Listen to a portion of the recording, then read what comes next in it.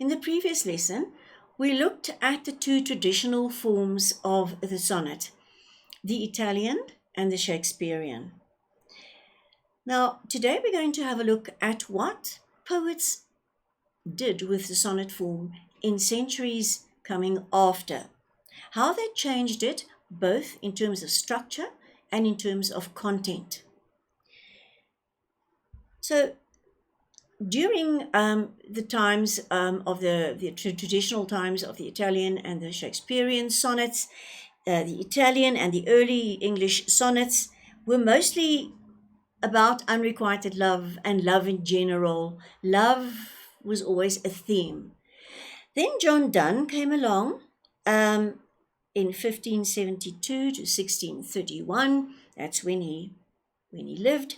And he brought in a lot of religious material into his poems, a lot of that. Then came John Milton a bit later, can you see? And also steered away from the traditional themes and started bringing in general meditations on life and death. He also brought satire in. He had satirical reflections and also other serious reflections. And one poem that I'm sure you must have heard about is When I Consider How My Light Is Spent, popularly called On His Blindness, although that's not the correct name of the sonnet. It is a Petrarchan sonnet, and he follows the Petrarchan sonnet very closely, but he makes a change. And remember that a change to a sonnet form or change to any form of poem that you ever see, if there's a change in something, it's for a reason. If there's suddenly a capital letter when there wasn't a capital letter before, well, that shouldn't be a capital letter. There's a reason for that. Now, he changes this form slightly. And how does he do that? In the octave, he expresses his frustration to God.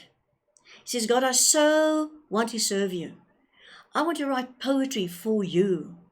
I want to serve you with my poetry. But I am blind. How am I supposed to do it? And so infused with religious ideas. And he has that at the back of his head all the time, the fact that I'm murmuring towards God, but I shouldn't. And then when he gets to the 8th line, which is supposed to be completed or completing the octave, he truncates the octave in the 8th line. In other words, he makes it shorter. There is an enjambed line before that. It goes on. I don't have it here, but then it says, I fondly ask. This is line 8. So he stops line 8 there instead of at the end of the line.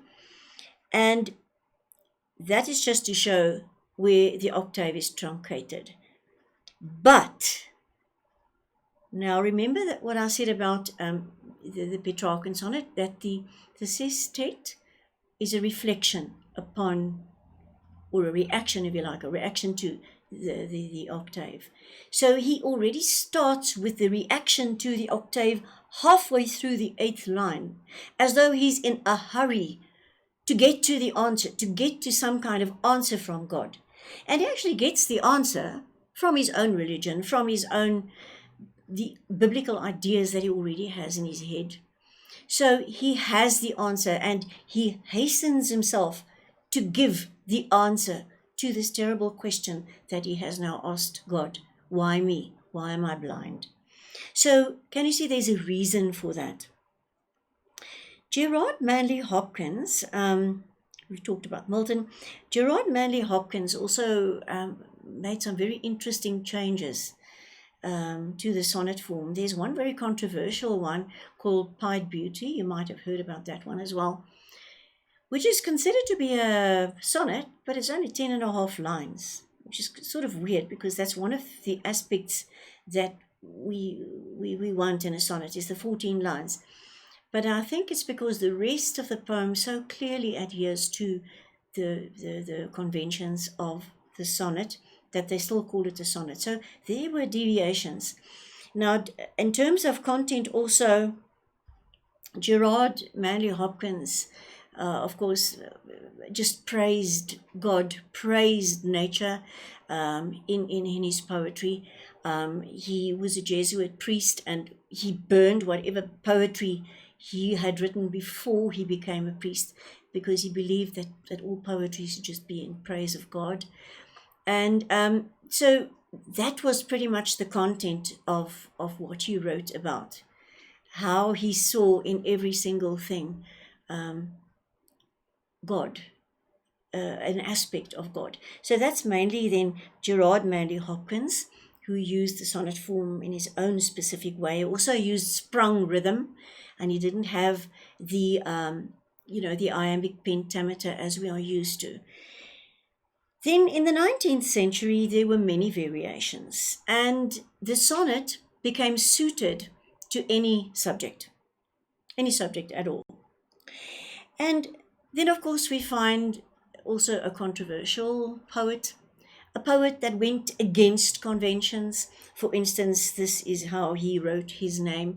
He did away with capital letters. He wrote in lowercase. But interestingly, you'll see in the poem that we're going to have a look at, he does put God in capital letters. He makes the I, which is traditionally a capital letter, small, and he makes God, he writes God with a capital letter. Of course, with a plan in mind, with a reason.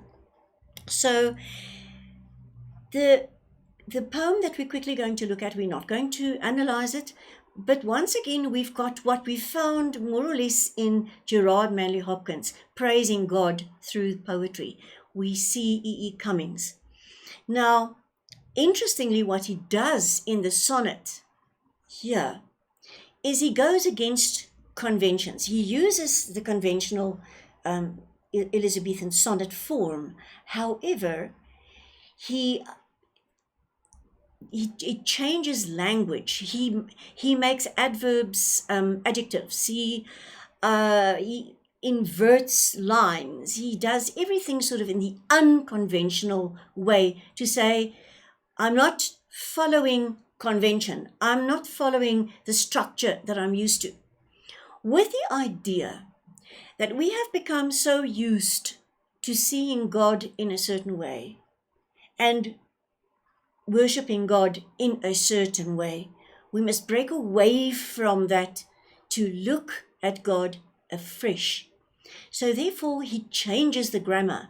He puts his own reflective thoughts in brackets, in parentheses, so that it stands out. And he sort of shocks the reader here and there into a new kind of thinking about God. So he does basically what Gerard Manley Hopkins did, praising God, but he does it in a totally different way.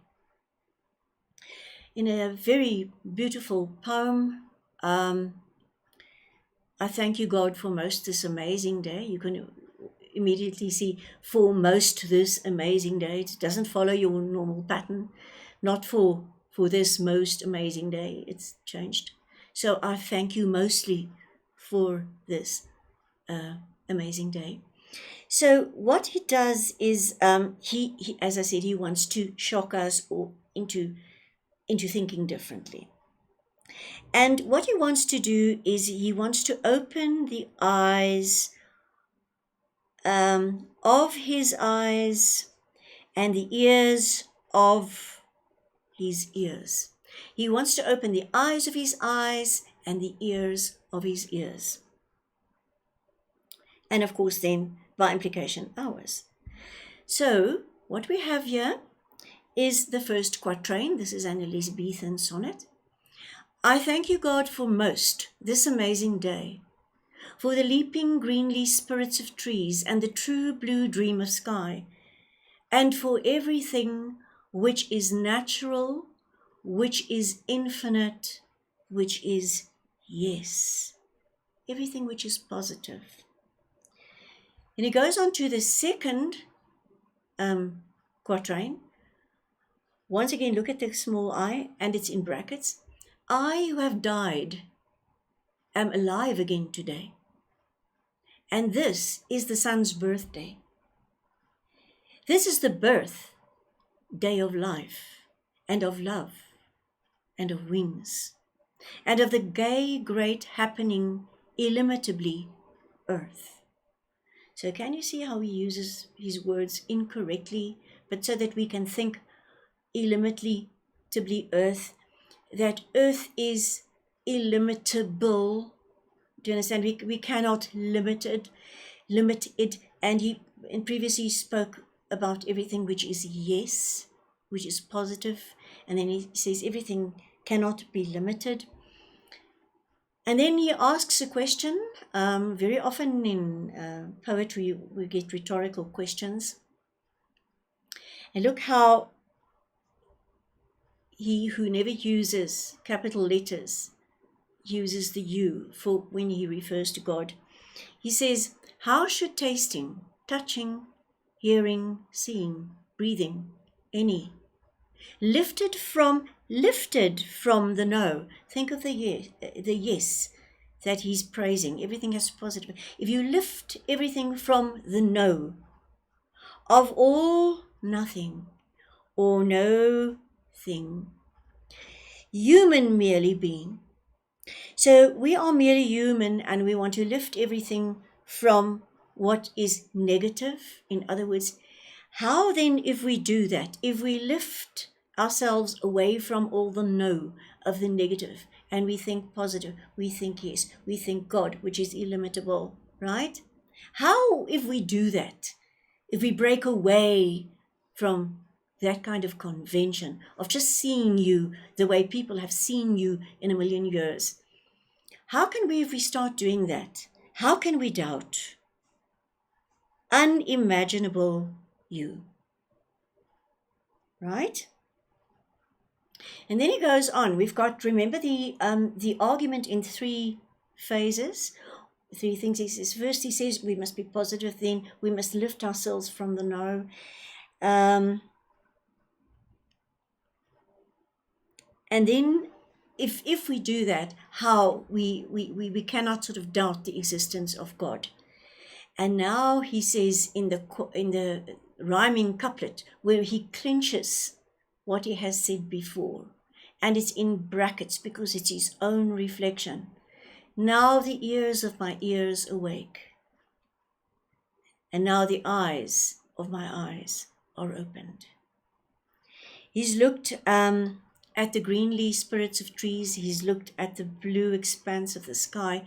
And he says, if we look at all of that and we lift ourselves from all the no and we just see the yes, we have to have a spiritual awakening. And the ears of our ears are opened and the eyes of our eyes are opened. By the way, he was also a painter, and this is one of his paintings.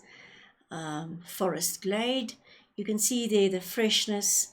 They're looking new at nature, looking new at God, and how that corresponds with looking new at language. And how if we suddenly use an adverb as an adjective or something like that, suddenly we think of this word and we get a new insight into it. And that's what he wanted to do.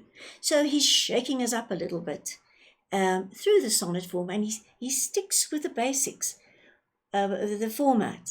However, he shakes us about in between so that the ears of our ears and the eyes of our eyes can be opened.